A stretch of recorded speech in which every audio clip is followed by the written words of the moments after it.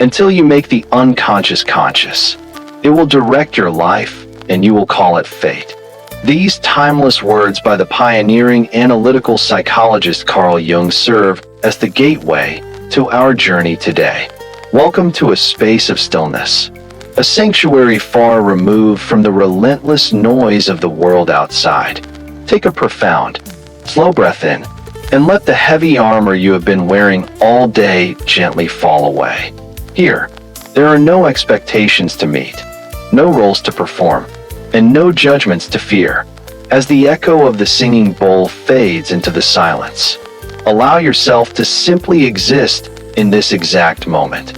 We spend our entire lives running, fighting, and defending ourselves against invisible enemies, often without realizing that the most fiercely guarded locked doors are the ones inside our own minds. Tonight, we are not going to run anymore. We are going to sit quietly in the dark, light a single candle of awareness, and finally look at the shadows we have been trying so desperately to escape. Look at you. You have done everything society told you to do to be considered a well-adjusted, enlightened person. You breathe through the stress. You consume endless pages of self-help literature. And you force a polite smile when a toxic boss belittles your efforts or a family member quietly disrespects your boundaries.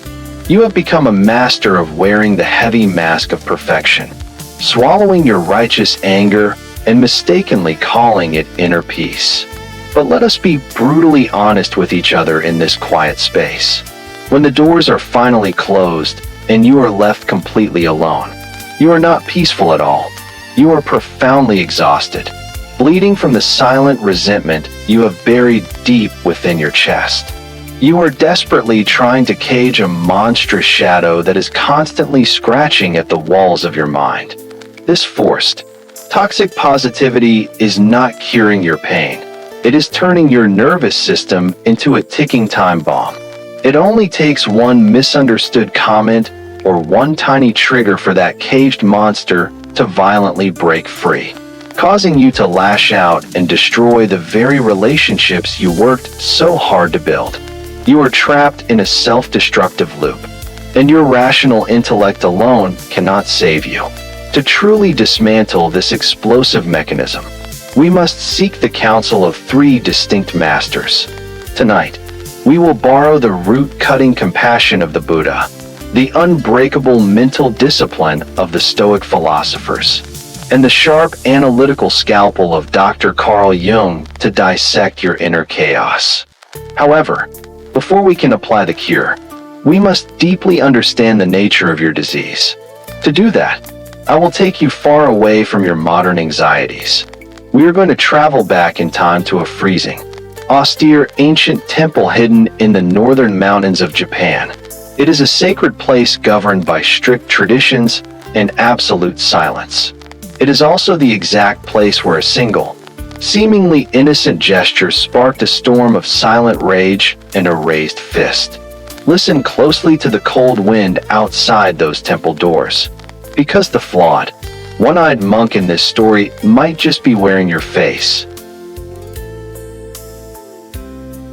Imagine the unforgiving, bone-chilling winter of ancient northern Japan. High upon a jagged, snow-swept mountain, half swallowed by a dense forest of ancient black pines, stood a solitary Zen temple. The wind here did not merely blow, it howled like a wounded beast, tearing through the thin paper walls and freezing the water in the wooden basins before it could even be poured. To reach this temple was a pilgrimage of sheer physical agony, a test of endurance that left travelers with frostbitten fingers and hollow, starving bellies. Yet, for the wandering monks who traversed these brutal landscapes, finding sanctuary within these walls required far more than just surviving the storm outside.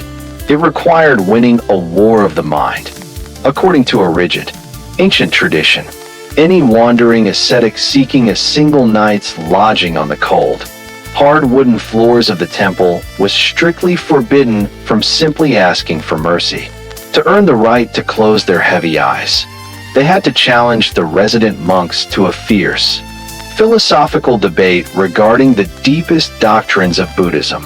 If the weary traveler could outsmart the resident master, the doors would open.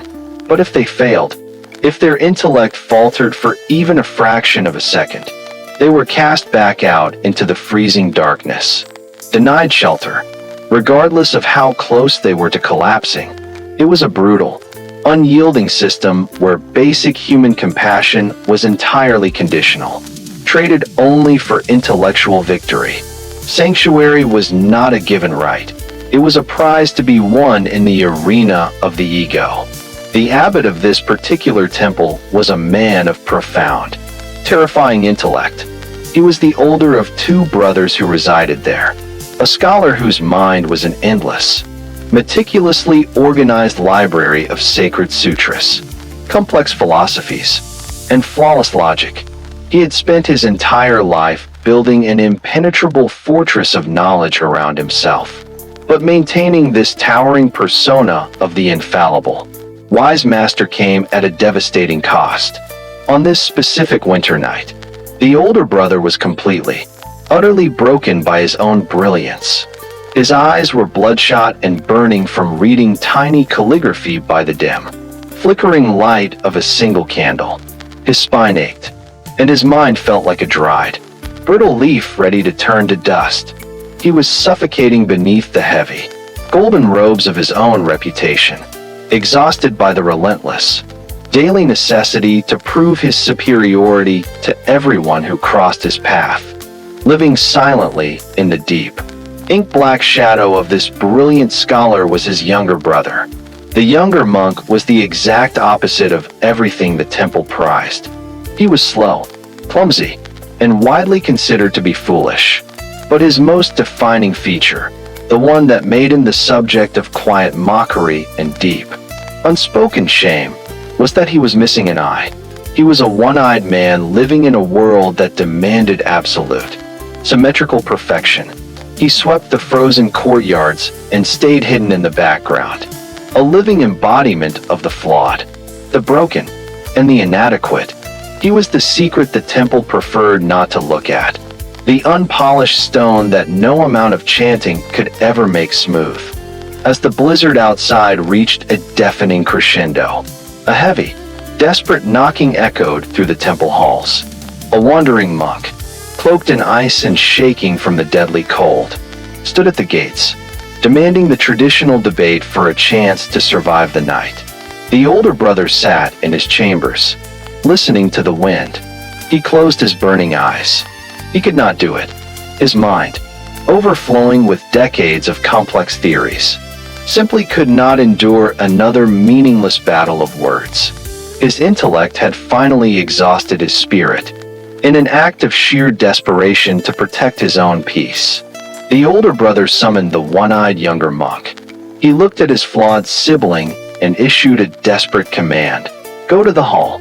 Take my place and face this guest. But you must demand that the debate be held in absolute silence. Do not speak a single word, or your foolishness will ruin us." The younger brother, carrying the heavy burden of his own physical and mental inadequacies, nodded. He pulled his thin robes tightly around his shoulders and walked slowly down the dark, freezing corridor to face a battle he was never equipped to fight, armed with nothing but his own silent shame. Tell me, dear friend, as you listen to the howling wind of this ancient story, how many invisible, silent debates do you fight every single day? How much of your own spirit have you bled dry? How many masks of perfection have you forced yourself to wear, just to prove to the world that you deserve a tiny, quiet corner of peace? The vast, empty meditation hall felt less like a sanctuary and more like a frozen tomb as the younger, one-eyed monk took his place on the woven tatami mat. The sliding wooden doors had been drawn shut, sealing him inside with the wandering stranger. The only source of light was a solitary, sputtering oil lamp placed exactly between them, casting long, distorted shadows that danced violently against the bare walls. From a low angle, The guest monk appeared as an immovable mountain of confidence. His posture perfectly straight, his expression serene yet carved with the subtle arrogance of a man who had won 100 such battles. He had traveled across the frozen provinces, armed with an encyclopedic knowledge of the sutras, ready to conquer this temple and claim his rightful shelter. He did not see a terrified, inadequate man sitting across from him.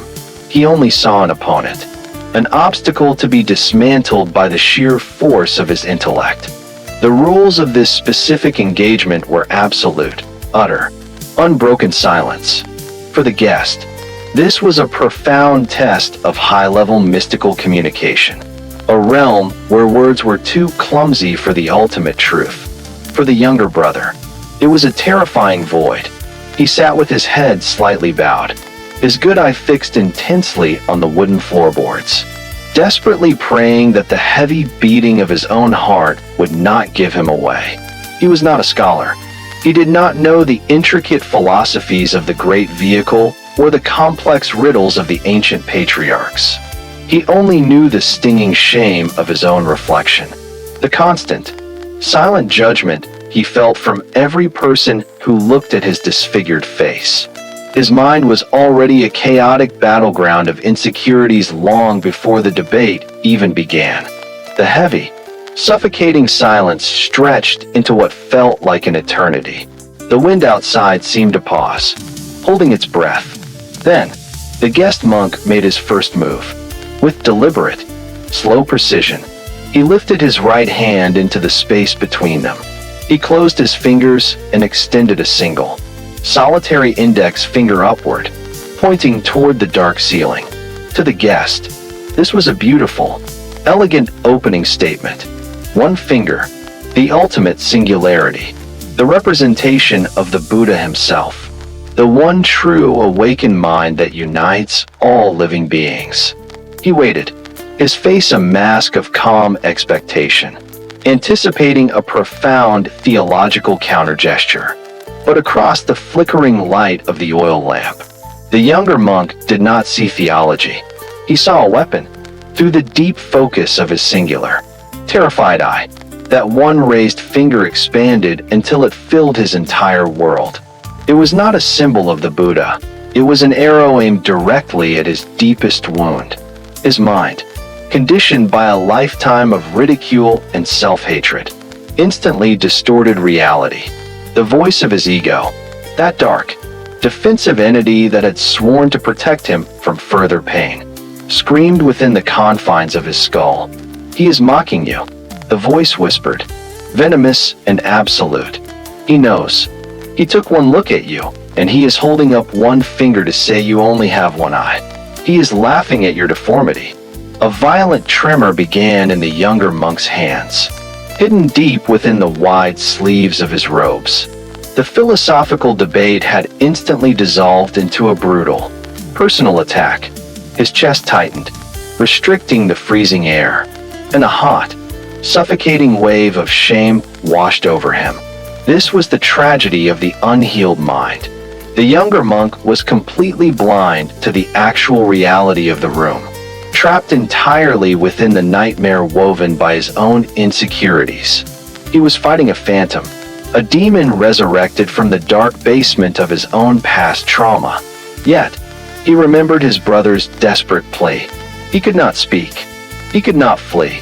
He had to maintain the fragile persona of the Stoic resident monk, even as his internal world was crumbling into dust. Fighting to control his erratic breathing, the younger monk forced his trembling arm upward. He unclenched his fist and raised two fingers, thrusting them stiffly into the space between them. He did not do this to quote scripture. He did it as a desperate, defensive parry in his tormented mind. He was saying, "You are blessed. You have two eyes. Do not mock my misfortune. I acknowledge your perfection. Now leave me alone." It was a plea for mercy disguised as a challenge, a desperate attempt to diffuse the perceived mockery without losing the last shred of his dignity. The effort required to hold those two fingers steady cost him every ounce of his willpower. The guest monk's eyes widened slightly in genuine surprise and admiration. He looked at the two raised fingers, and his brilliant, overactive intellect immediately spun a web of profound meaning. Two fingers, the Buddha and the Dharma, the teacher and the teaching, the dual nature of reality. This supposedly foolish, one-eyed monk was actually a master of profound depth, easily matching his opening gambit with a classic, flawless philosophical counter. The guest felt a surge of intellectual excitement. The battle was escalating to a magnificent height.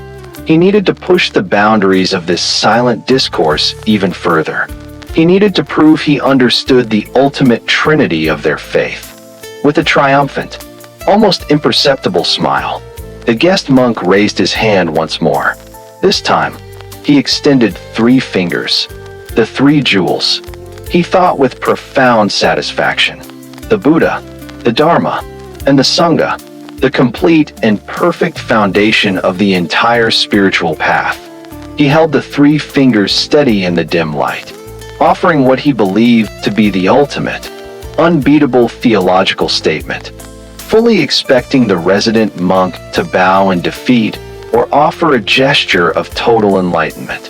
For the younger monk, those 3 fingers were the final, unbearable strike. His good eye locked onto the gesture, and the last remaining threads of his sanity and self-control violently snapped. The fragile mask of the peaceful monastic he had worn for years shattered into 1,000 jagged pieces.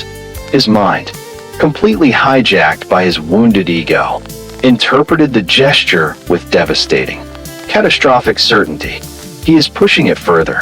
He is saying that between the two of us, sitting in this room, there are only 3 eyes in total. The perceived insult was no longer just a mockery. It was an active, deliberate desecration of his very existence. It was an act of extreme cruelty, a rubbing of salt into an open, bleeding wound. The younger monk could no longer hear the wind. He could no longer feel the cold. The room narrowed down to a tunnel of blinding, crimson rage. The persona of the humble servant evaporated, and from the darkest, most suppressed corners of his unconscious mind, a terrifying shadow erupted. All the years of bowing, all the years of swallowing insults, all the years of pretending his deformity did not cause him agonizing pain. It all coalesced into a single, explosive impulse of primitive violence. He did not see a fellow seeker of truth. He saw a monster who was trying to destroy him, and the only response to such a monster was total annihilation. With a sudden, explosive movement that rattled the wooden floorboards, the younger monk lunged forward. He abandoned all pretense of debate, all rules of the sanctuary, and all teachings of compassion. He curled his trembling hand into a tight, hardened fist and thrust it violently toward the guest monk's face, stopping only a hair's breadth from his nose. His knuckles were white, his arm rigid with deadly intent. In that frozen, terrifying second, the fist was not a philosophical gesture. It was a promise of brutal, physical violence. It was the desperate, roaring voice of a broken man screaming that if he was insulted one more time, he would smash the other's face and make him bleed. My dear friend, pause for a moment and look deeply into the shadows of this ancient room. Have you not sat in this exact same darkness? How many times have you been completely exhausted, fiercely battling a perceived insult, a silent judgment, or an invisible threat that existed nowhere else but in the terrifying, unhealed corners of your own mind? Time stands entirely still in the freezing meditation hall. The younger monk's knuckles are bone white, hovering mere inches from the bridge of the stranger's nose. In this agonizing cinematic pause, you can almost hear the rapid, terrified thumping of the younger monk's heart, a desperate drumbeat of a wounded animal cornered by its own mind.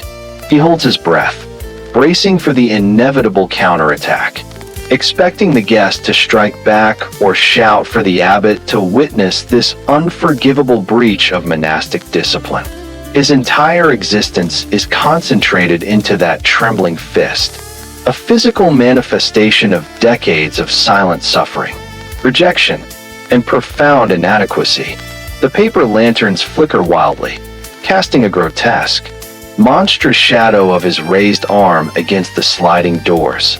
He is completely consumed by his own darkness, utterly blind to the reality unfolding before him. But the guest monk does not flinch. He does not raise his hands in self-defense, nor does his face contort in fear or anger. Instead, through the dimly lit space, a look of absolute, transcendent awe washes over the traveler's features. In the complex, highly trained mind of this wandering scholar, he is not looking at the clenched fist of a deeply traumatized, angry man. His intellect, conditioned to seek profound meaning in every shadow, interprets the violent gesture as the ultimate, earth-shattering stroke of Zen mastery. He sees the fist as the perfect philosophical conclusion. All three jewels, the Buddha, the Dharma, and the Sangha, gathered and unified into one single, undeniable force. One is all, and all is one. To him, this is the great vehicle, the highest, most radical truth delivered in terrifying, beautiful silence. Slowly, with a grace born of absolute reverence, the guest monk lowers his gaze. He places his palms flat against the freezing tatami mat and bows deeply, his forehead touching the floor in a gesture of total submission and profound respect. He has been utterly defeated, not by logic, but by what he perceives as a towering, untouchable wisdom. The younger monk stands frozen, his fist still suspended in the empty air, his chest heaving as he watches the stranger quietly gather his few belongings. Without uttering a single sound, the guest slides the wooden door open, allowing a brief, violent gust of snow to enter the room, and steps out into the howling night. He leaves the temple feeling deeply humbled and spiritually enriched, completely unaware that he has just narrowly escaped a physical assault. Before departing the mountain entirely, the wandering traveler stops at the abbot's quarters. He bows to the older brother, his voice trembling with genuine admiration. "I must take my leave," the guest whispers, his eyes wide with reverence. "I have been thoroughly defeated. Your younger brother is a master of unfathomable depth." I raised one finger to symbolize the Buddha. He raised two for the Dharma. I raised three for the unified Sangha. And your brilliant sibling simply thrust his fist into my face, demonstrating that all concepts ultimately collapse into the great, unified one. It was magnificent. I leave this place in absolute awe. With those final words, the scholar disappears into the blizzard, carrying a profound spiritual victory that is built entirely upon a foundation of absolute illusion. A few moments later, the heavy doors of the abbot's room slide open violently. The younger brother stomps in, his one eye blazing with unquenched, defensive fury. He is still trapped deep within the dark basement of his own unconscious, his ego still fighting a battle that is already over. He breathes heavily, his thin frame shaking as he recounts the horrifying insult he just endured. That wandering monk was a monster of arrogance. He hisses, abandoning all rules of silence. The moment he saw me, he held up one finger to mock my missing eye. I tried to be polite. I held up two fingers to praise his perfect vision, but he pushed it further. He held up three fingers to say that between the two of us, we only have three eyes. I was so furious I nearly smashed his face in, but he got scared and ran away. The older brother sits in the dim light of his candle, looking from the empty doorway where the enlightened scholar just stood, to the trembling, enraged figure of his flawed brother. A profound silence descends upon the room, heavier than the snow outside. In a single, blinding flash of clarity, the older brother sees the magnificent, tragic comedy of the human mind. He sees two entirely separate universes, one built on towering intellectual arrogance, the other built on deep, festering insecurity, colliding in the dark, yet never truly touching. Neither man saw reality. Both men were fiercely battling phantoms projected by their own minds. All the years of rigorous study, all the desperate attempts to prove one's worth, all the rigid rules of the temple suddenly appear utterly ridiculous, frail, and entirely unnecessary. A strange sound begins to rumble deep within the older brother's chest. It is a sound he has not made in decades. He throws his head back, and a booming, uncontainable laughter erupts from his throat. It is not a laugh of mockery. It is the roaring laughter of sudden, absolute awakening. It echoes off the wooden rafters, piercing through the solemn, restrictive atmosphere of the ancient monastery. He laughs until tears stream down his face, laughing at his own exhaustion, laughing at the guest's profound delusion, and laughing at the absurdity of the ego itself. In that joyous, earth-shattering laughter, the heavy rope of intellectual striving finally snaps. The bucket of the false self falls into the deep well. There is no more water in the bucket. There is no more reflection of the moon in the water. There is only the vast, empty, beautiful truth. My dear friend, listen closely to the echoes of that ancient laughter. How much of your current pain, your exhaustion, and your fierce battles are based on phantoms projected by your own mind? Are you ready to let the heavy bucket of your assumptions finally fall and step into the clearing of a quiet, untroubled reality? Did you truly believe we were merely sitting in the dark listening to a quaint, ancient fable about a foolish monk and a misunderstood hand gesture? No, I am pulling the heavy curtain back right now, and I am looking directly at you. The freezing, unforgiving temple on that isolated mountain is not in Japan.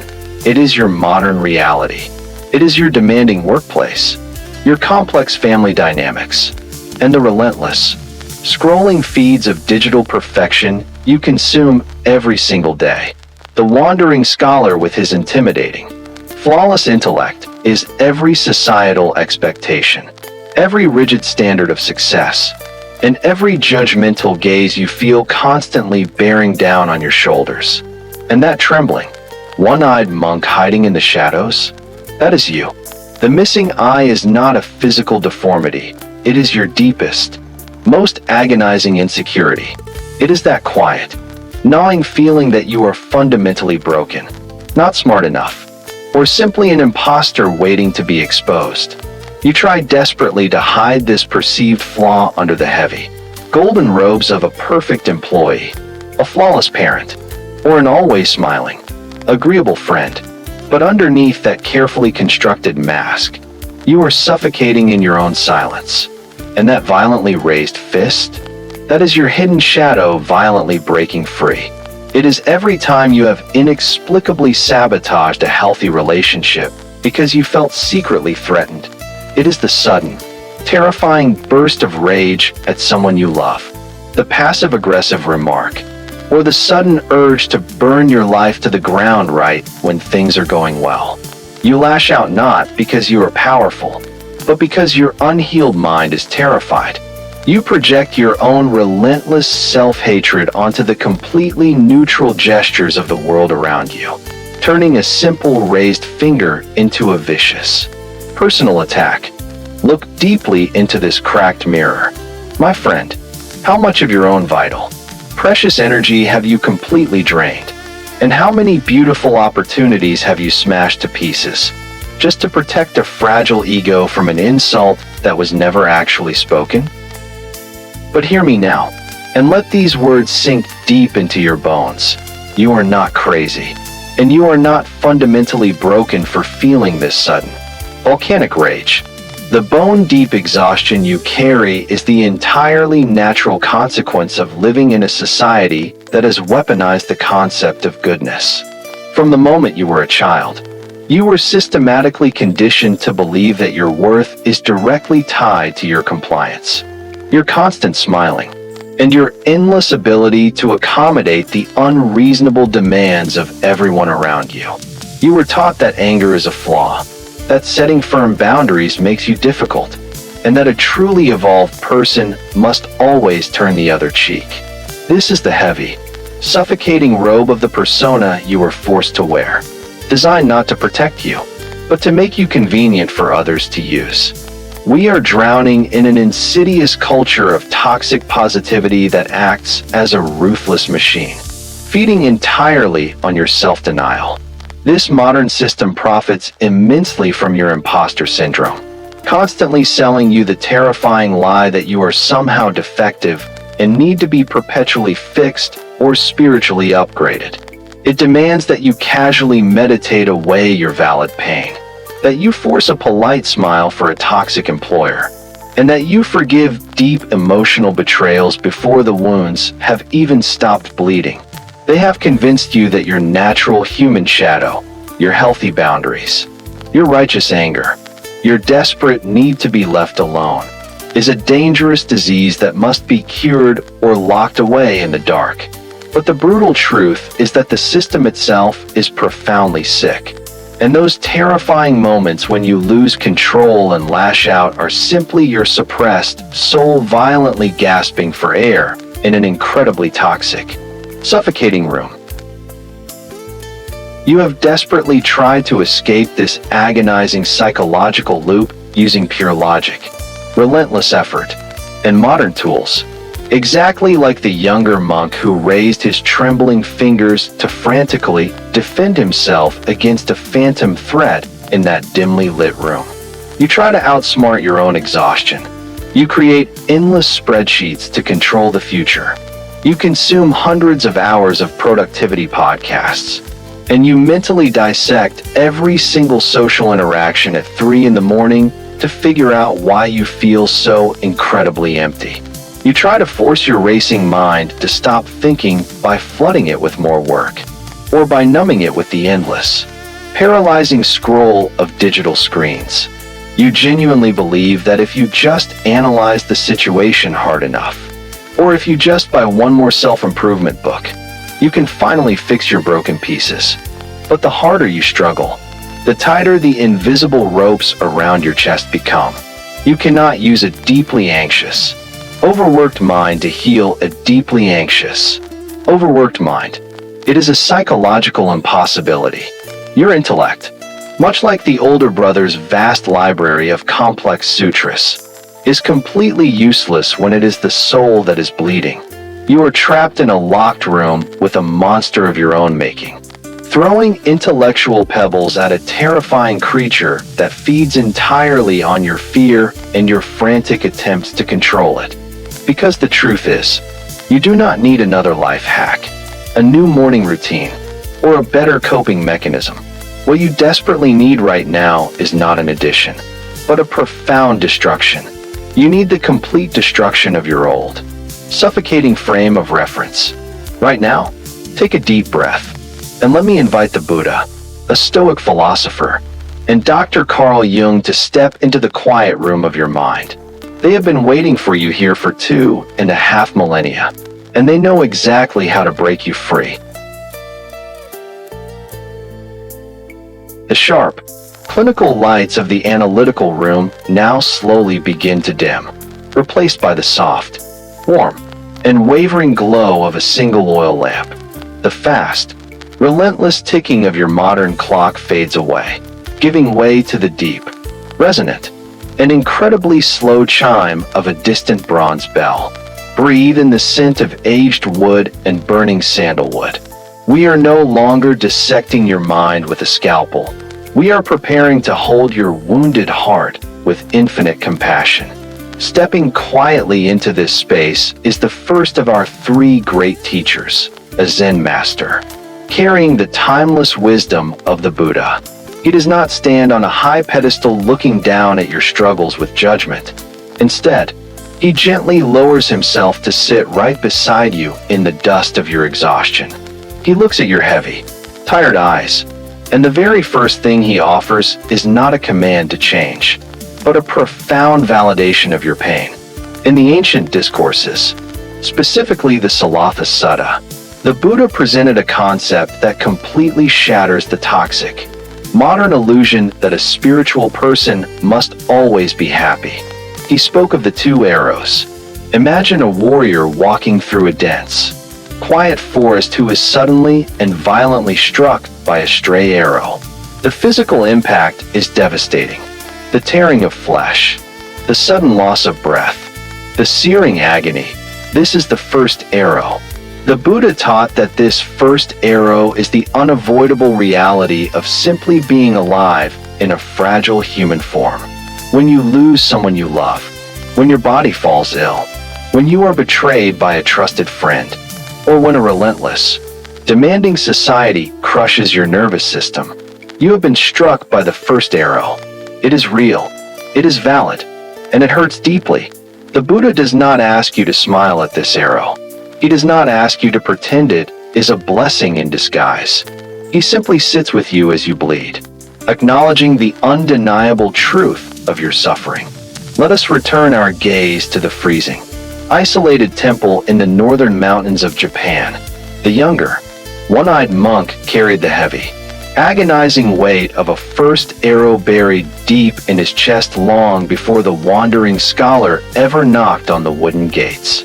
He was born into a society that demanded physical perfection, and he was forced to live every single day with a visible, incurable flaw.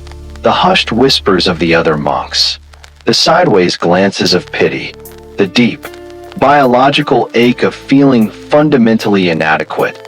This was his first arrow. It was a genuine tragedy of his existence. It was a heavy cross that he dragged across the frozen courtyards every morning. That pain was completely valid, and it required deep, tender healing. But look closely at the pivotal moment in the dimly lit meditation hall. The wandering guest, with his mind elevated in philosophical arrogance, slowly raised a single index finger into the freezing air. What was that gesture? In its purest, most objective form, it was nothing more than bone, muscle, and skin displacing a few inches of cold air. It made no sound. It carried no physical force. It did not cross the room to strike the younger monk. The raised finger was entirely neutral, an empty event unfolding in the vast space of reality. Yet, the younger monk reacted as if he had been stabbed in the heart, his breathing turning ragged, his hands shaking with violent, explosive fury.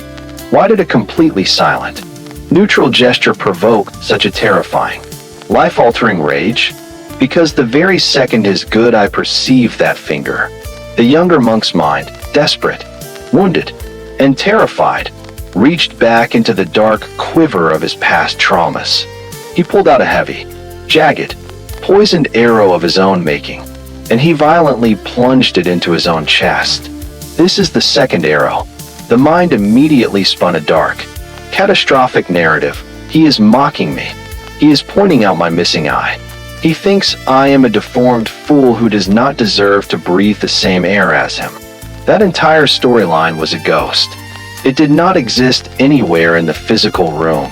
It only existed in the chaotic, unhealed theater of his own mind. The wandering scholar was thinking about the ultimate unity of the cosmos. But the younger monk was busy bleeding to death from a wound he had just inflicted upon himself.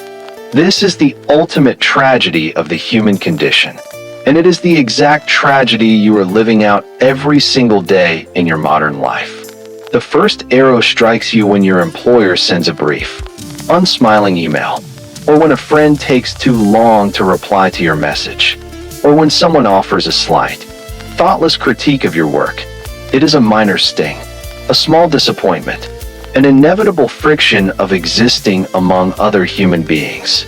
But instead of simply feeling the brief discomfort of that first arrow and letting it pass, you're exhausted. Overanalyzing mind immediately reaches for the bow. You lie awake at 3 in the morning, staring at the dark ceiling, firing second arrow after second arrow into your own soul. My boss hates me. I am definitely going to be fired and lose everything. My friend is ignoring me because I am a toxic, unlovable burden. That critique proves that I am an absolute fraud, an imposter who will soon be exposed to the entire world. The original event was merely a ripple on the surface of the water, but your mind has manufactured a devastating tsunami. You are not exhausted because the world is inherently too heavy to bear. You are bone-tired because you are carrying the weight of 1,000 imaginary catastrophes that have never actually happened. You are bleeding out from the psychological self-mutilation of the second arrow. We shoot these poisoned arrows into ourselves because we hold on to a deeply flawed illusion. We believe that by overthinking, by anticipating the worst possible scenarios, and by harshly judging ourselves before others can, we are somehow protecting our fragile hearts. We think the second arrow is a shield, but it is not a shield. It is a profound act of self-violence. It takes a manageable, temporary pain and transforms it into a chronic, suffocating agony. It forces the shadow, the angry, desperate monster hiding in your unconscious, to eventually break free and raise a fist against a world that was never actually attacking you. But I want you to take a deep, steadying breath, because the awareness of this tragic cycle is the very beginning of your liberation. You do not have to live as a target for your own mind. Later, when we reach the highest peak of our journey in the final chapters, I will hand you the exact, practical tools to gently lower that heavy bow. I will show you how to pull those poisoned arrows out of your chest and how to tend to the original, valid wounds with the medicine of the sacred pause. We will build a sanctuary where the mind finally lays down its weapons. Tell me, my dear friend, as you sit quietly in the soft light of this understanding, what was the last second arrow you fired into your own heart today? And how much longer are you willing to let it bleed? Let us go deeper into the shadows of that freezing meditation hall. My friend, we have seen how the second arrow is fired, but we must now uncover the dark, hidden archer who pulls the string. In the profound teachings of the Buddha, this archer has a name, Upadana, the ancient Pali word for clinging, or attachment. It is the desperate, white-knuckled grip we maintain on our illusions, demanding that the unpredictable universe conform entirely to our fragile desires. To understand this, look closely again at the younger monk sitting on the woven tatami mat. Through a cinematic lens of deep focus, observe not just his trembling fist, but the terrifying rigidity of his entire body. He was not merely afraid, he was actively waging a violent, silent war against reality itself. The younger monk was utterly consumed by a rigid, unforgiving attachment to how he believed he should be perceived. He carried a mental script, carved deeply into his ego, demanding that the world must never acknowledge his missing eye, and that he must always be treated with the solemn respect due to a flawless monastic. When the wandering scholar raised a single, neutral finger, that reality violently violated the younger monk's internal script. His agonizing suffering did not arise from the guest's physical gesture, but from the massive, unyielding friction between the reality of that moment and the younger monk's desperate demand to control it. He believed that by clenching his fist and threatening violence, he could force the external world to validate his internal insecurities and hide his perceived brokenness. This is the intoxicating, venomous illusion of control. We suffer so profoundly because we mistakenly believe that if we just grip the steering wheel tight enough, we can command the unpredictable ocean. The younger monk was trying to control the thoughts, intentions, and gestures of a complete stranger. It was a futile, exhausting endeavor, much like trying to command the howling winter blizzard outside the paper walls to suddenly become a warm spring breeze. When we attach our inner peace to external conditions, conditions that are fundamentally out of our hands, we willingly build a prison for our own minds and hand the heavy keys directly to our greatest fears. Do not think the wandering scholar was free from this prison of attachment either. as he sat tall and serene, bathing in the glow of his own perceived brilliance. He was deeply attached to his intellectual superiority. He was entirely bound to the complex theories of the great vehicle, so much so that he was completely blind to the agonizing human reality unfolding mere inches from his face. He looked at a terrified, suffering man and saw only a philosophical puzzle to be solved for his own glorification. This is the exact trap of the modern self-improvement obsession that keeps you so weary. We become so fiercely attached to reading the right books, understanding the right psychological models, and projecting an aura of enlightened calmness, that we completely lose touch with our raw, authentic human vulnerability. Now, gently bring the flickering light of that oil lamp into the chaotic rooms of your own modern life. How heavy is the script you are forcing yourself to read every day? You suffer because you have a deep, unyielding attachment to a specific, flawless outcome. You demand that your career trajectory must look exactly like the relentless success stories you see on digital screens. You demand that your partner must love you in the exact, specific way you have meticulously imagined in your head. You demand that your body must never age, that you must never fail, and that everyone you meet must inherently understand your purest intentions. You are holding up your own two fingers, desperately trying to negotiate with a universe that simply does not speak your language. Think about the sheer, bone-crushing exhaustion of maintaining this level of attachment. Imagine holding a heavy bucket of water with a rigidly locked arm, terrified that even a single drop might spill onto the dry earth. This is exactly how you are living your life. The toxic hustle culture, the endless midnight overthinking, the desperate need to please people who do not truly care about you. These are all screaming symptoms of upadana. You are terrified of the vast unknown, so you try to violently micromanage existence. You meticulously plan every conversation. You obsessively check for external validation, and you carefully curate your public mask, all in a desperate attempt to manipulate how the world perceives you. But the world is a wild, untamed wind, and you are exhausted because you are trying to catch it in a fragile paper net. The Buddha's ultimate compassion lies in showing us that the pain is not in the letting go. The agonizing pain is entirely in the holding on.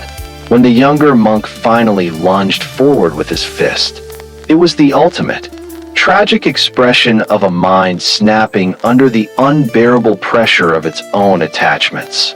He was willing to destroy a sacred sanctuary, violate his deepest vows, and harm a fellow traveler, all to protect a fragile, entirely fabricated image of himself. Think of your own life in this exact context. How many times have you lashed out, sabotaged a beautiful moment, or pushed away someone who truly cared, simply because they did not perfectly follow the rigid script your ego demanded? Your sudden anger in those moments was not a display of power. It was the terrifying, humbling realization that you are not actually in control. Both men in that dark room were trapped by their own gripping. Neither of them was truly present. Neither of them saw the oil lamp, the cold floor, or the simple, breathing humanity of the other. Attachment always pulls you violently out of the present moment. It drags you into a bitter, heavy resentment of the past, or thrusts you into a terrifying, breathless anxiety about the future. It is the ultimate thief of the present tense. As long as you are fiercely attached to how things should be, you will remain completely blind to the profound beauty and grace of what actually is. To heal from this deep exhaustion, we do not need to fight harder. We need to slowly, gently soften the grip. True spiritual liberation is the profound realization that you can safely drop the heavy bucket. The water will spill. The reflection of the moon will shatter. But you will finally be free to walk away. You can participate fully in this beautiful, messy life without violently attaching yourself to the final outcome. You can strive for excellence without demanding absolute perfection. You can love deeply without attempting to possess the one you love. When you finally release the illusion of control, the heavy, suffocating walls of the temple dissolve, and you are left standing in the vast, open space of genuine peace. Take a slow, deep breath. My dear friend, if you were to open your tightly clenched hands right now, what specific, heavy expectation about your life would you finally let fall to the floor? Let us return one final time to the exact moment the heavy wooden doors slid open, and the older brother looked at his trembling, enraged sibling. Why did the abbot not scold him? Why did he not offer another complex philosophical lecture to correct his younger brother's profound misunderstanding? Because in that single, illuminating moment, the older brother saw completely through the grand, terrifying illusion that had enslaved them both for their entire lives. He saw the ultimate truth of impermanence, the profound realization that absolutely nothing in this physical or mental universe remains fixed. The younger monk was fiercely holding onto an insult that had already vanished into the freezing night air. The guest monk was holding onto a spiritual victory that existed nowhere but in his own imagination. The abbot laughed because he suddenly realized they were all desperately fighting over ghosts. To truly understand the sheer, explosive freedom of that laughter, you must understand a timeless Zen metaphor. Imagine you are carrying a heavy wooden bucket filled to the brim with water, walking under the vast, dark sky. If you look down into the bucket, you will see a perfect, glowing reflection of the moon. This reflection is your ego. It is your carefully crafted persona, your professional titles, your deep-seated anxieties, and the painful grudges you have sworn never to forget. You spend your entire life walking with excruciating care, your muscles trembling under the strain, terrified of spilling a single drop. You do this because you genuinely believe that if the water is disturbed, your moon will be destroyed. You have mistaken the reflection in the bucket for your actual, solid reality. This is exactly what you are doing right now in your modern life. You are carrying a heavy bucket filled with the agonizing memory of a past failure, the sharp sting of a recent rejection, or the crushing weight of a societal expectation to be perfectly successful. You hold on to the image of yourself as someone who must never show weakness, who must always be productive, or who is fundamentally broken because of a past trauma.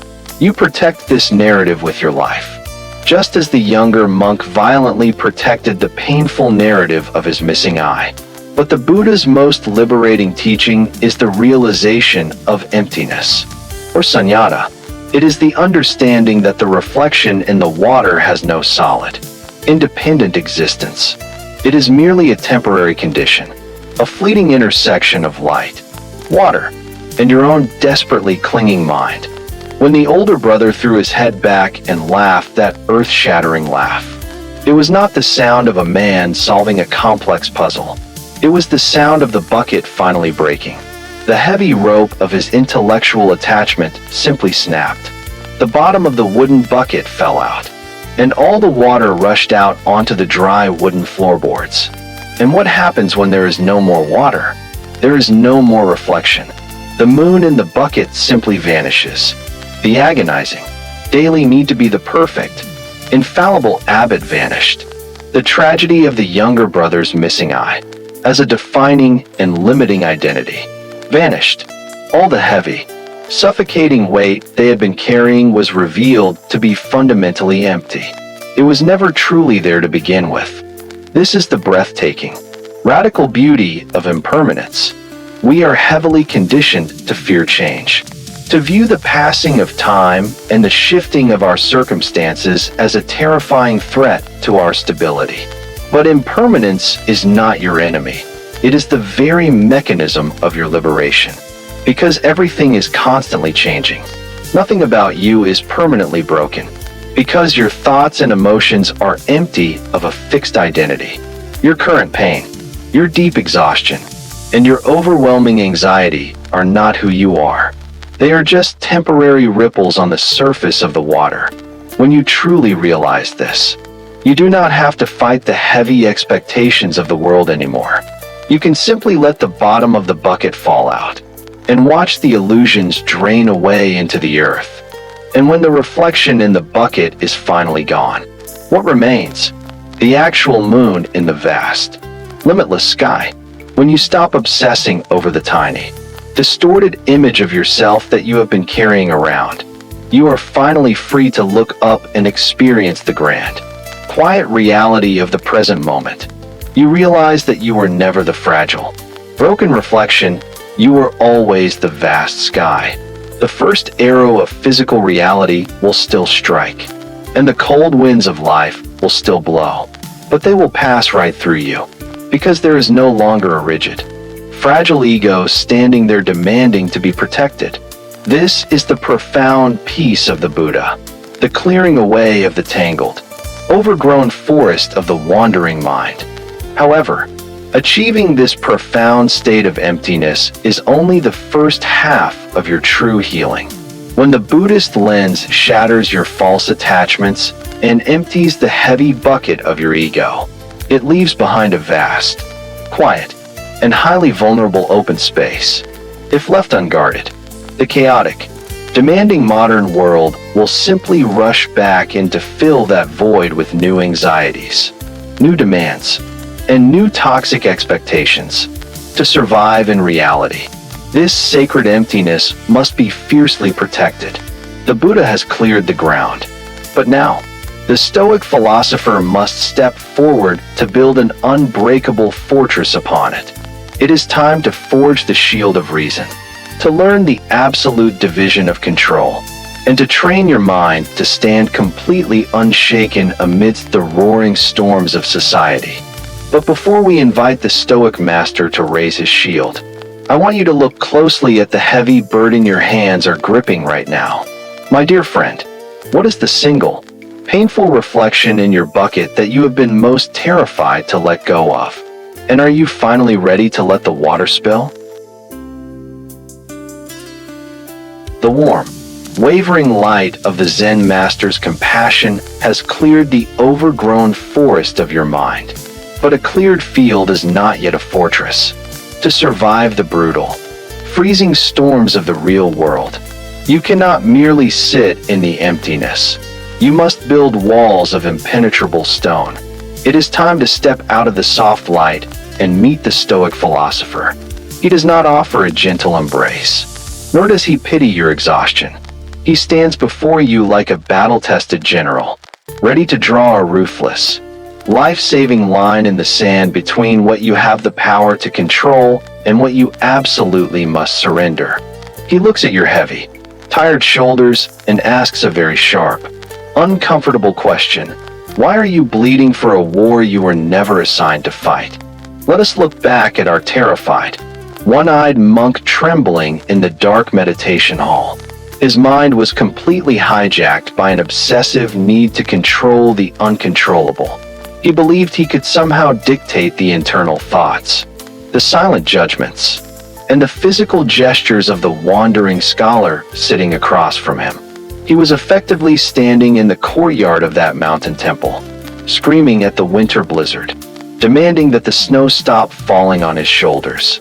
This is the absolute peak of human foolishness, and yet, it is precisely how you are living your life every single day. You are suffering from an agonizing illusion of control. You exhaust your nervous system trying to manage the perceptions of your coworkers, the unpredictable moods of your family members, and the chaotic trajectory of an uncertain future. The Stoic philosophy demands that we master the dichotomy of control.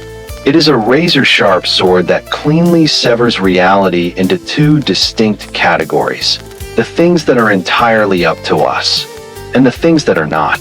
The wandering monk's raised finger, his level of education, and his arrogant assumptions were completely outside the younger monk's realm of control.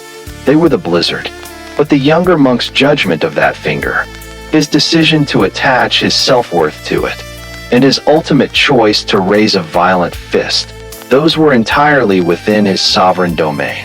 He suffered the agonizing rebellion of the shadow because he completely abandoned his internal empire to fight a feudal war in a territory he did not own. You must realize that 90% of your current burnout and psychological torment comes directly from this catastrophic misallocation of your energy.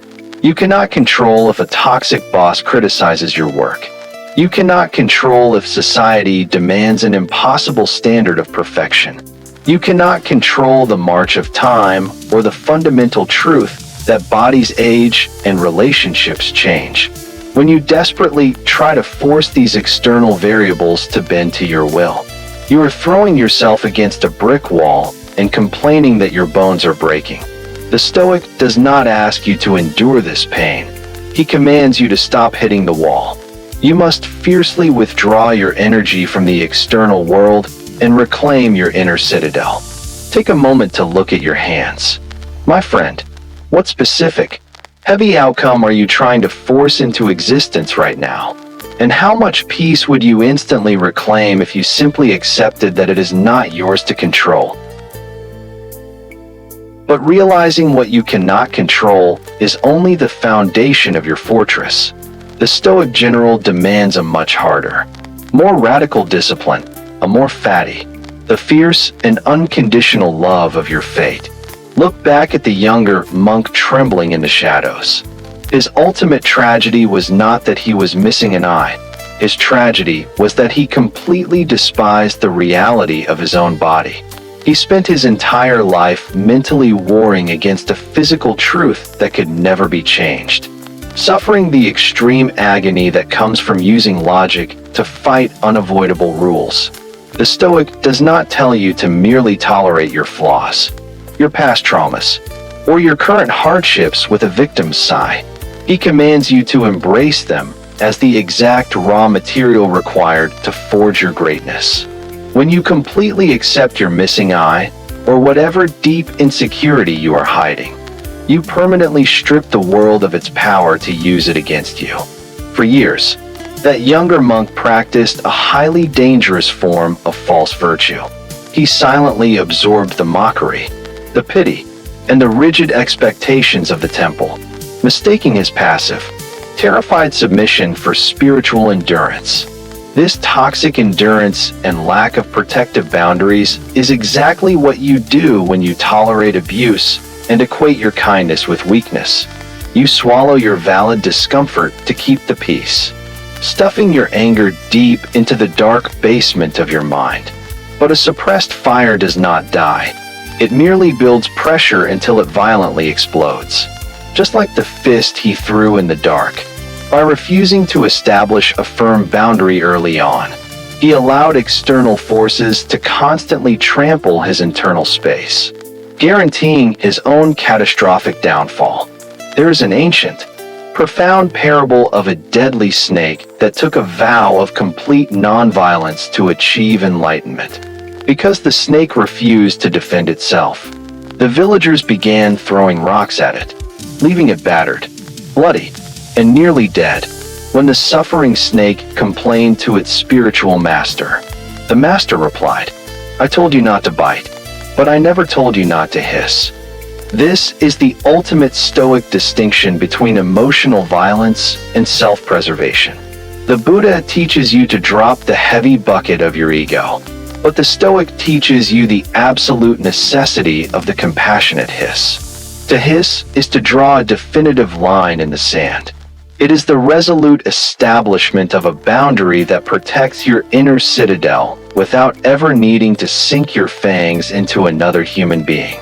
You have been conditioned by a manipulative society to believe that being a good, evolved person means you must never hiss. Because of this, you let toxic relationships drain your precious energy, and you let a relentless culture dictate your worth. The Stoic philosopher stands before you right now and grants you the absolute permission to bare your fangs.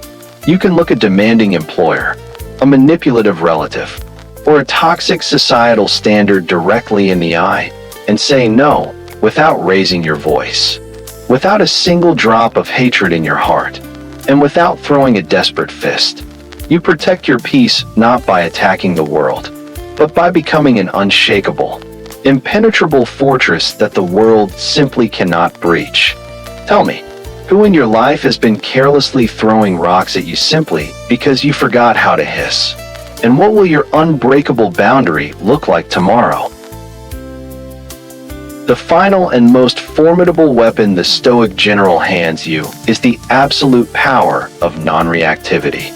In ancient Eastern philosophy, they speak of the 8 worldly winds: gain and loss, status and disgrace, praise and blame, pleasure and pain. You suffer so profoundly because you allow your emotional state to be completely controlled by these external elements. You are easily crushed by a single word of criticism, or dangerously inflated by a fleeting moment of praise. Look back at the younger monk in that freezing room. The raised fingers of the wandering scholar were nothing but a passing wind. Yet, the younger monk did not just feel the breeze. He opened all the doors and windows of his mind, allowing that wind to violently tear his entire inner sanctuary apart. He was a complete slave to the perceived judgment of another man. To break free from this exhausting slavery, you must understand the profound mechanics of receiving an insult. Imagine a bitter, angry person walks up to you holding a handful of filthy, foul-smelling mud, and they aggressively hurl it at your chest. If you instinctively reach out and try to catch that mud, your hands become dirty, your clothes are ruined, and you are left holding their filth. But what happens if you practice absolute stillness and simply refuse to put your hands out? The mud hits the ground. It remains the sole property of the person who threw it, and their hands are the only ones left stained. The younger monk in our story desperately reached out and caught the mud. He accepted the perceived insult as an absolute truth, taking ownership of a toxic narrative. This is the exact tragic mistake you make every time you engage with a hateful comment, a passive-aggressive email, or a manipulative relative. You believe that by reacting, by violently defending your honor, or by throwing a punch back, you are demonstrating strength. But the Stoic philosopher knows that emotional reactivity is the ultimate confession of weakness. It is a loud announcement to the entire world that someone else holds the remote control to your nervous system. True, unshakable power is found in the sacred, quiet pause between the stimulus and your response. It is the ability to look at the mud flying toward you, recognize it as someone else's unhealed pain, and consciously decide not to catch it. When you practice non-reactivity, you become like the massive stone foundation of that ancient Japanese temple, the blizzard of societal expectations, the howling winds of toxic work cultures, and the freezing storms of personal rejection can batter against your walls. But they cannot move you. You observe the chaos. You acknowledge its presence. But you absolutely refuse to invite it into your sanctuary. Let people be angry. Let them be entirely wrong about you. Let their judgment hang in the empty air and eventually fall to the floor, completely unacknowledged by your inner citadel. You do not have to attend every argument you are invited to. Look at your own calloused hands right now. My dear friend, how much toxic mud, thrown by people who do not truly know your soul, are you currently holding on to? And what would happen if you simply opened your fingers and let it drop back to the earth? The Stoic shield of non-reactivity is magnificent, and it will help you stand firm against the relentless attacks of the outside world. But a strong fortress is simply not enough if the enemy is already hiding inside the walls. Stoicism protects the perimeter, but deep down in the dark basement of your mind, the unconscious traumas and suppressed desires are still actively bleeding. To truly finish this war and claim your freedom, we must venture down into the dark. It is time to meet Dr. Carl Jung. The Stoic shield you have just forged is magnificent. It stands tall and unyielding, guarding the massive gates of your inner citadel against the howling winds and the toxic mud of the outside world. But what happens when the enemy is not violently pounding on the external gates? What happens when the most dangerous threat is already locked safely inside the fortress with you, silently waiting in the dark, unlit basement of your own mind? To understand this, we must temporarily lower the shield and pick up the analytical scalpel. We are stepping out of the freezing mountain air and into the sharp, uncompromising light of analytical psychology. I am Dr. Carl Jung, and I am here to dissect the hidden architecture of your unconscious mind. Let us return to the older brother, the brilliant abbot of that isolated Zen temple, right before he finally broke down in that glorious, liberating laughter. What exactly was he? He was a man slowly suffocating to death beneath the heavy, golden robes of his own towering reputation. In the realm of psychology, those rigid robes have a specific name: the persona. The persona is the meticulously crafted social mask we wear to navigate the external world, to fit into our tribes, and to meet society's relentless expectations. The abbot had played the demanding role of the infallible, brilliant scholar for so many decades that his actual soul was starved. His eyes were burning, his spine was aching, and his spirit was completely exhausted from reading texts he no longer cared about, all just to maintain a flawless public illusion. The younger, one-eyed monk was equally trapped by his own mask. He wore the persona of the quiet, invisible, humble servant, desperately pretending that the pitying glances of others and his own physical deformity did not cause him agonizing emotional pain. He forced himself to sweep the courtyards in silence, playing the role of the docile monastic, while a raging storm of inadequacy brewed just beneath his skin. When the wandering scholar raised that single finger, the younger monk's fragile mask instantly cracked. Because a persona is only made of paper, it can never withstand the heavy blow of a triggered trauma. You, my dear friend, are wearing an equally suffocating robe right now. From the moment you wake up and look at your phone, you strap on the heavy, suffocating mask of the highly productive employee, the endlessly patient parent, or the perfectly agreeable friend who never causes any trouble and never asks for help. You have constructed a flawless persona because a deeply flawed society convinced you, from a very young age, that your raw, unedited, vulnerable self is fundamentally unacceptable. The persona is not inherently evil. It is a necessary psychological tool for basic survival in a complex, demanding civilization. However, the profound tragedy of your modern existence begins when you forget that it is merely a mask. You have worn the face of the good, compliant person so tightly, and for so many years, that it has literally grown into your skin. You no longer know where the rigid expectations of your employer or your family end, and where your true, authentic identity begins. This is the exact root of that hollow, creeping emptiness you feel staring at the ceiling in the dead of night. You are experiencing a massive crisis of value because the entity that is achieving the goals, cashing the paychecks, and smiling politely at social gatherings is not actually you. It is a highly trained, exhausted actor. The bone-deep fatigue you feel is not physical tiredness from a hard day of labor. It is the agonizing psychological burnout of maintaining a fictional character 24 hours a day. Tell me, as you sit here in the quiet light of this analysis, what is the specific name of the heavy mask you wear every single day just to survive the judgments of others? And do you even remember what your original face looks like without it? When you wear the heavy, suffocating mask of the persona for too long, you are forced to make a terrible psychological sacrifice.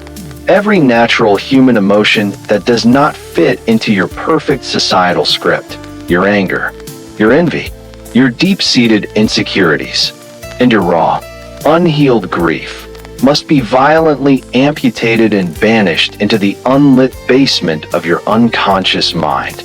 I call this exiled collection of rejected fragments the shadow. Look closely at the younger monk sitting in the freezing meditation hall. He did not merely hide his missing eye beneath his robes. He systematically buried the agonizing shame, the resentment of being mocked, and his desperate craving for validation. He pushed all of his perceived ugliness into the dark, believing that by ignoring it, he could successfully play the role of the serene, unbothered ascetic. But the psyche operates on a strict law of conservation. Nothing that is suppressed ever truly disappears. The shadow does not quietly die in the basement. It ferments. It grows hungry, and it gathers immense, terrifying strength.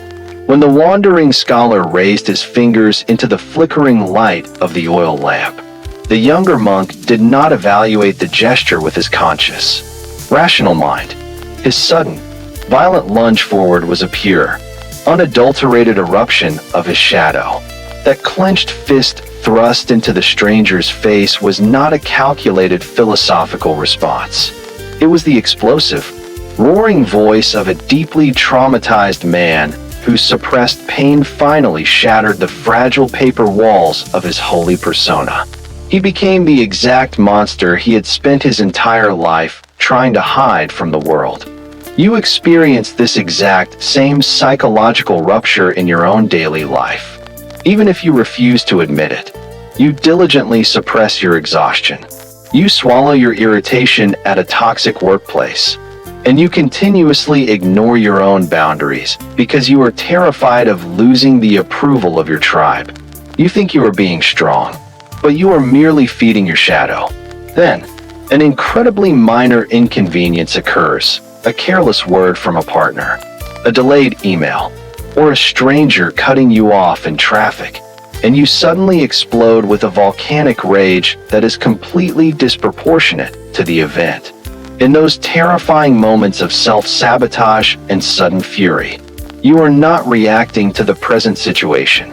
Your shadow is violently breaking its chains to react to years of being silenced, ignored, and starved in the dark. The most dangerous lie sold to you by the modern wellness industry and toxic positivity is the idea that you must conquer your demons, banish your negative thoughts, and amputate your darkness to become pure. As an analytical psychologist, I must warn you that this is a catastrophic error. The harder you try to fight your shadow, the more demonic and destructive it becomes. You cannot defeat your inner monster by turning your back on it. You only hand it the steering wheel of your destiny. The younger monk's fatal flaw was not his missing eye, nor was it his capacity for anger. His ultimate tragedy was his absolute refusal to admit that a spiritual man could also be profoundly broken, angry, and afraid. We must completely reverse this process of denial if you are to survive your own mind. You must stop running from the basement and bravely walk down the stairs to meet the exiled parts of your soul. You must invite your anger, your envy, and your deepest shame to sit at the table, not to let them control you, but to finally listen to what they have been so desperately trying to communicate. Tell me, my friend, if your sudden bursts of rage or your quiet, shameful moments of envy could suddenly speak in a clear voice. What agonizing truth would they tell you about the pieces of yourself you have left to starve in the dark? Because you have exiled such a massive part of your true nature into the basement of your unconscious. You are constantly haunted by a relentless, creeping sensation that you are a total fraud.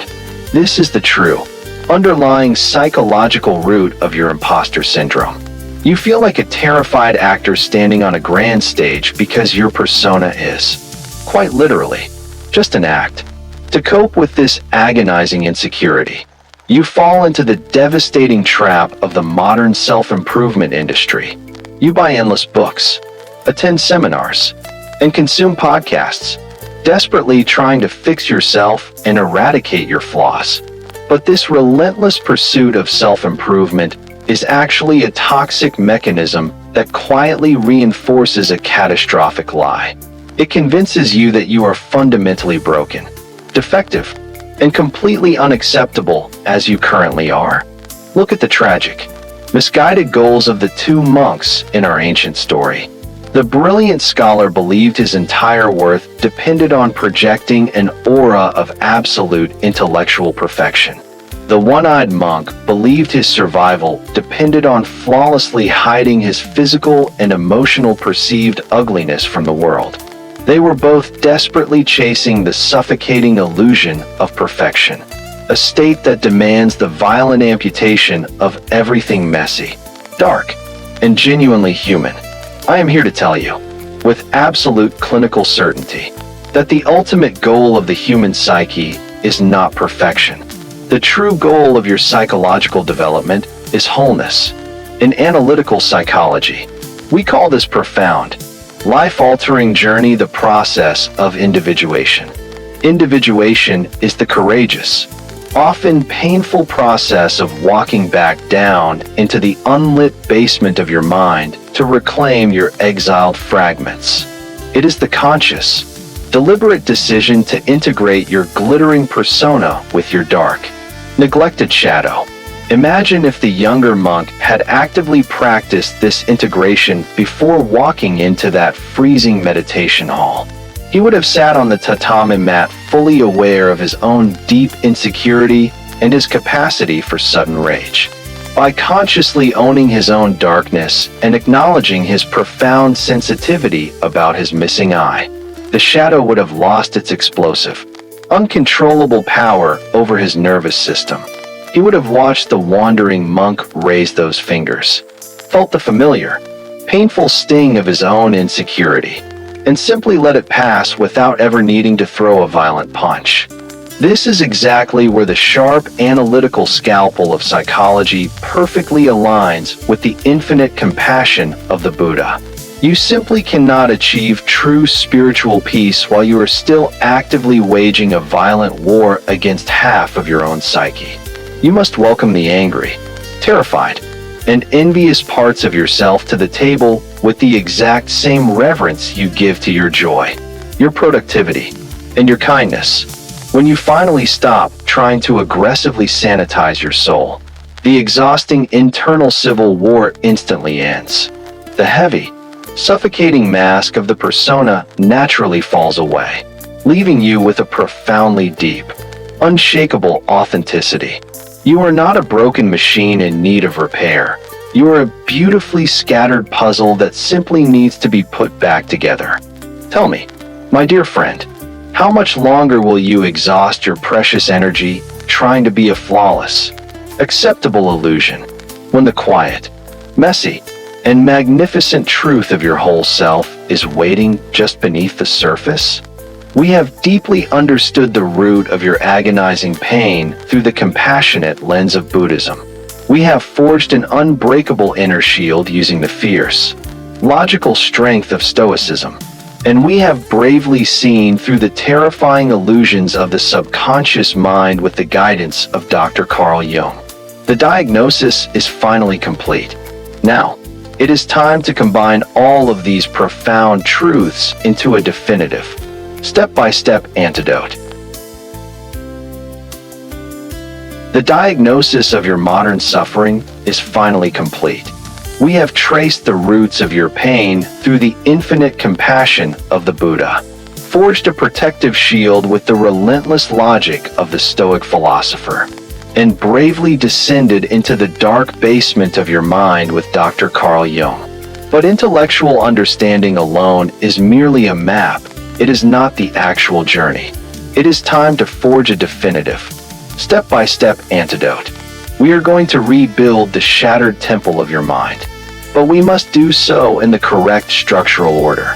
You cannot possibly seek profound spiritual enlightenment or master your complex shadow when your physical nervous system is screaming in the dark from chronic insomnia. Therefore, we must begin our reconstruction at the absolute foundation of your human existence, your primal biology. Right now, Your physical body is trapped in a devastating, unending loop of survival. The toxic hustle culture and your relentless overthinking have hijacked your nervous system, tricking your brain into believing you are constantly being hunted by a predator. You lie awake at 3 in the morning, your heart racing, paralyzed by the fear of future catastrophes and imaginary second arrows. To break this agonizing fight-or-flight response, we must apply our 3 lenses simultaneously. The Buddha offers you the sacred pause, an intentional return to your slow, rhythmic breath to explicitly tell your physical body that, in this exact second, you are completely safe. The Stoic steps in immediately after, handing you the sharp sword of reason to ruthlessly cut down the terrifying, imaginary scenarios of tomorrow that are entirely outside your control. Finally, Jung asks you to stop drowning out the terrified cries of your inner child with excessive caffeine, endless digital scrolling, and frantic busyness. To begin healing your biological foundation, you must adopt a highly specific micro-habit starting tonight: surrender breathing.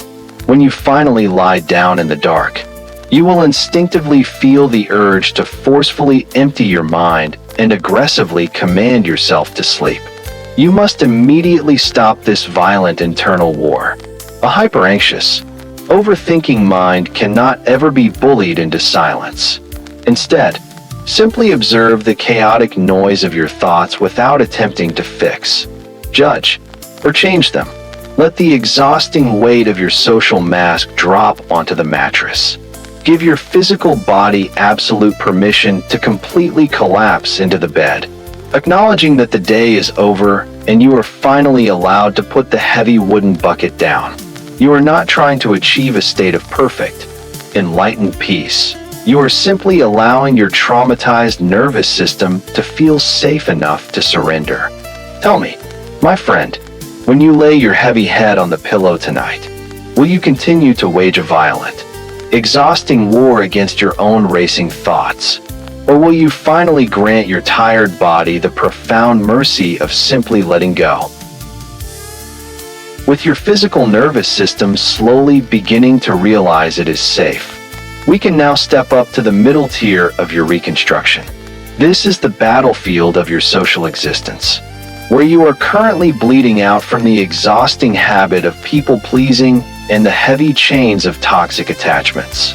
You are easily crushed by the 8 worldly winds, particularly the piercing winds of blame and the intoxicating breezes of praise, because you have entirely outsourced your self-worth to the fleeting judgments of others.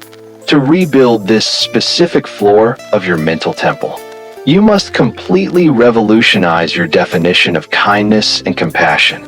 Dr. Carl Jung would tell you that it is finally time to peel off the suffocating persona of the flawless, endlessly accommodating servant. By constantly saying yes when your soul is desperately screaming no, you are actively suppressing your valid frustration and feeding a dark, resentful shadow that will eventually destroy your relationships. The Buddha aligns perfectly with this profound psychological truth. He teaches that genuine compassion is never synonymous with blind submission or becoming a doormat for the pain of others. You cannot save a drowning person if you passively allow them to drag you under the freezing water with them. True spiritual love requires you to completely stop carrying the karmic weight and emotional garbage that rightfully belongs to someone else. This is exactly where you must raise the heavy drawbridge of your stoic inner citadel. Your inherent human value is a solid, unshakable monolith that cannot be diminished by a bitter critique or increased by a passing compliment. When a manipulative colleague or a demanding relative hurls the toxic mud of their own unhealed trauma at you, you must remember that you have the absolute power to refuse the delivery. You do not need to throw a violent punch like the terrified younger monk in our story, nor do you need to silently absorb the blow to keep the peace. You simply stand in quiet, immovable defiance, and let their toxicity fall harmlessly to the ground outside your walls. Your specific, Non-negotiable micro-habit for this social tier is the daily practice of the compassionate hiss. Tomorrow, when you are faced with a demand that violates your peace or an expectation that drains your energy, you will say no with absolute, chilling stillness. You will not offer a long, desperate apology.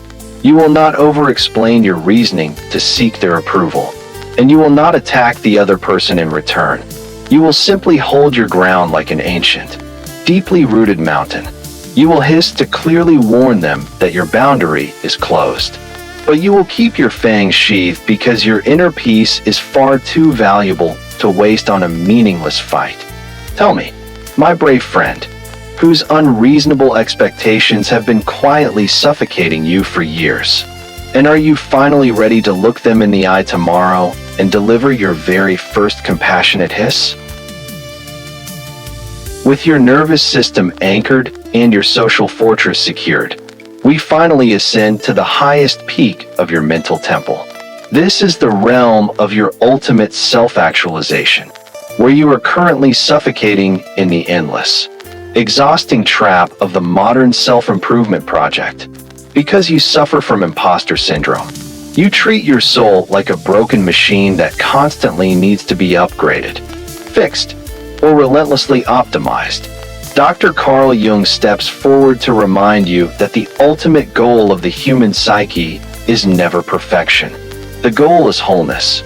You must completely abandon the grueling project of trying to become a flawless, sanitized version of yourself, and instead, courageously accept every single fragmented piece of your light and your darkness. The Stoic philosopher stands beside Jung, demanding that you practice a more fatty right in this exact second. You must fiercely love your destiny and your raw, unedited, beautifully flawed self, refusing to wait until you have achieved some imaginary future milestone to finally feel worthy. And then, the Zen master offers the ultimate, liberating truth. You already possess the Buddha nature. There is an ancient Buddhist parable of a destitute wanderer who begs for food in the streets, completely unaware that a priceless jewel was sewn into the lining of his coat by a loving friend years ago. You are that desperate wanderer. You are frantically running through the world searching for peace, validation, and healing, completely blind to the fact that you already are everything you are desperately looking for. Your mind is like a brilliant, pristine mirror. You only need to gently wipe away the dust of societal conditioning, not smash the glass to build a completely new one. Your final, essential micro-habit to maintain this highest tier is the practice of conscious co-regulation, known in ancient Pali as kalyana mittata, or noble friendship. You cannot sustain this profound level of healing in absolute isolation. The modern hustle culture has convinced you that asking for help is a fatal weakness, and that true success must be achieved entirely alone. You must absolutely reject this toxic lie.